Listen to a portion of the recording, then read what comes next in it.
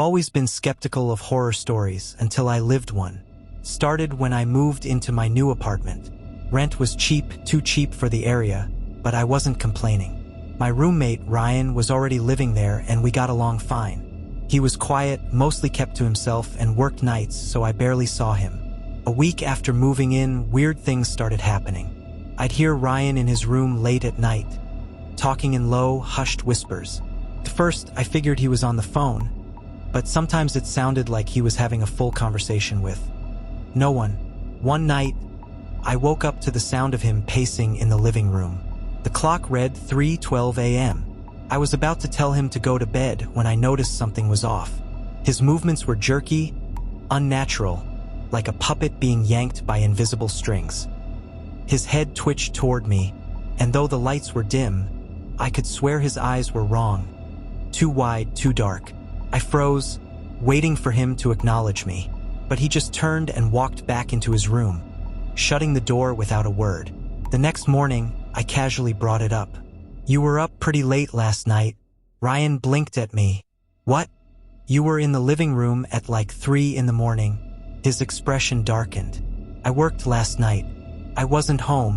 A chill crawled up my spine. If Ryan wasn't home, then who was in the living room? I told myself I was half asleep and imagining things, but the feeling in my gut wouldn't go away. Over the next few nights, the whispers in Ryan's room got louder, the pacing more frequent. And then, one night, I woke up to the sound of my bedroom door creaking open. I held my breath. Through the sliver of darkness, I saw him, Ryan, standing in the doorway, completely still. His face was half hidden in shadow, but his breathing was wrong, ragged, wet, like someone choking on their own breath. I gripped my blanket, heart pounding. "Ryan?" He didn't respond, just stood there, staring. I reached for my phone, and in the dim light of the screen, I saw it. His mouth was hanging open, too wide, too dark, like something hollow inside of him. Then he turned and walked away. The next morning, I packed my bags. I didn't care about breaking the lease, I was getting out. I knocked on Ryan's door, needing to tell him I was leaving. He opened it, looking exhausted. "Dude, what's up?" I swallowed hard. I think something's wrong with this place." Ryan rubbed his eyes. "I've been meaning to talk to you about that." He hesitated. I think something else lives here." My blood ran cold. "What do you mean?" He exhaled shakily. "Sometimes I see you." I stared at him. "What?" "I see you in the apartment. Even when I know you're not home." I left that same day. A few weeks later, Ryan texted me. "It's still here." I never responded.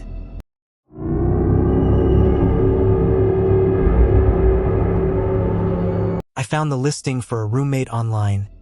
Cheap rent, close to campus, and in a quiet neighborhood. Felt like a steal. The only catch: my roommate, Daniel, worked night shifts, so I'd rarely see him. That was fine by me. When I moved in, his room was already set up. A neatly made bed, a cluttered desk, and clothes in the closet. We exchanged a few texts before I arrived. "Help yourself to anything in the kitchen," he'd said. "Just don't go into my room." The first night was uneventful, but I noticed little things. The sound of footsteps in the hall, the creak of his door late at night, a shadow under the gap of his door when I passed by. I figured he must come home quietly in the early hours. A week passed before I actually saw him, sort of. One night, I was getting water when I heard a door shut. I turned and caught a glimpse of a figure disappearing into his room. Tall, thin, fast. I called out, "Hey, Daniel?" No response. I told myself he was just a private guy, maybe even socially awkward. But then things got weird. Some mornings, the front door was left unlocked. I'd hear faint murmurs coming from his room, like he was talking to someone, though I never heard a second voice. The bathroom light would be on, the shower running, but when I knocked, silence. I even saw his shadow moving behind the curtain once. Yet, when I checked minutes later, the bathroom was dry, no steam, no signs of use. One night, curiosity got the better of me. I knocked on his door. "Hey, man. Just wanted to finally say hi." No answer. I pressed my ear against the wood. Silence. Then, a soft shuffle inside. A week later, I came home earlier than usual. His door was wide open. I hesitated before peeking inside. The room was wrong. The bed was pristine, as if no one had ever slept in it. The closet, empty. The desk, dusty. The whole place looked staged, like a set in a movie made to look lived in but never actually used. And then I saw the thing that made my blood run cold. Pinned to the wall above his desk were pictures of me. Dozens of them. Some taken from outside my window. Some of me sleeping. One from that very morning, leaving for class. I stumbled back, my heart hammering. My phone slipped from my fingers as I ran, but something stopped me cold. A whisper, right next to my ear. "You weren't supposed to see that." I bolted. I don't remember grabbing my keys. Don't remember slamming the door behind me. I just ran. The next day, I came back with my cousin. The landlord let us in. The room was completely empty.